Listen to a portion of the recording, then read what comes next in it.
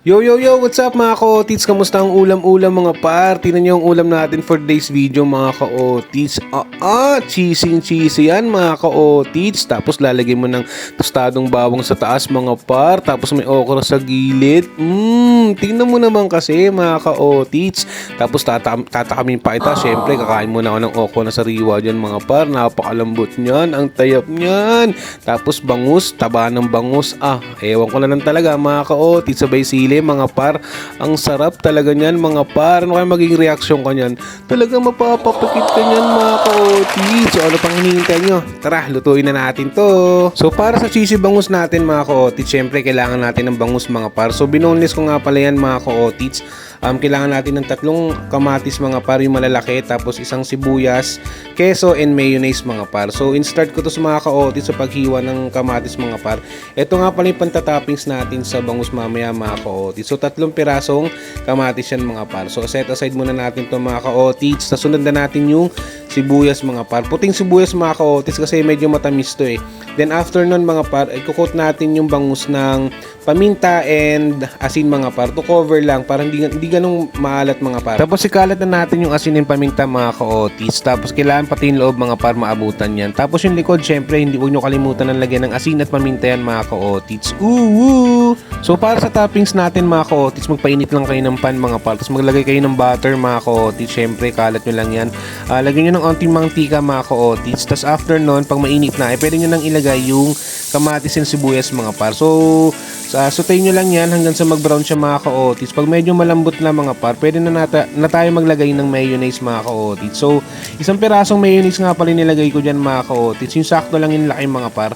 Tapos titimplahan natin ng asin and paminta yan mga ka-otis. Tansyahin nyo lang, yung sakto lang yung alat mga par. Kasi nga, tulad ng sabi ko, ipantatoppings natin yan sa cheesy bangus mga ka-otis. Then after nun mga ka-otis, halu-haluin nyo lang na maayos yan mga par. Tapos titikman nyo, pag okay na yung lasa mga par, pwede nyo nang iset aside dyan mga ka-otis. Then after nun mga par, nagpainit na ako ng mantika para sa bangus natin. And ito nga pala yung kanin natin mga par. Tapos pinatong ko na yung okra dyan mga ka-otis.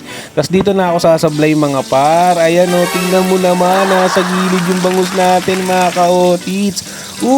Pero kaya natin gawa ng paraan yan mga par. So ululutuin muna natin yung ilalim mga ka-otis. Tapos tatakpan natin yan hanggang sa maluto siya mga par. Then after ko diskarten siya mga ka-otis, na-survive ko naman yung bangus natin mga par. Medyo buo pa naman siya. So tara, lagyan na natin to ng toppings mga par. So habang naglalagay tayo ng toppings mga par, dapat naka-low heat na to mga ka-otis para hindi na masunog yung ilalim niya mga par. Tapos i-cover lang natin yan ng toppings na ginawa natin.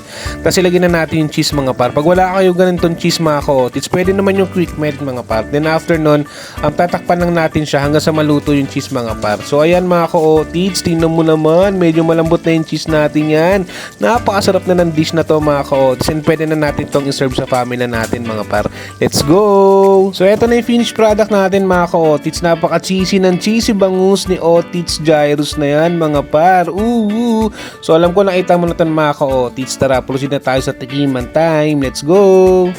So ayan mga ka-otis, tikiman tayo mga par. Talahusgahan na natin yung palpak na boneless cheesy bangus ni Otis Gyros.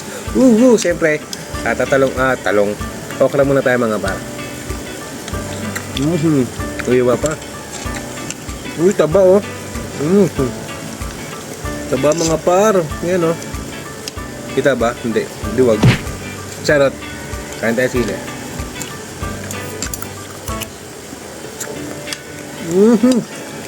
Grabe. Napakasarap mga ka-otis. Yung nga kailangan sa pagprito nyo, tama yung pagprito. Ito lang na ginawa ko. Anyways, napakadali nyo lang gawin. Sundan nyo lang kung paano yung ginawa ni Otis Jai. Try nyo serve sa family nyo. For sure mag-enjoy sila. Hanggang sa muli, from Otis Gang.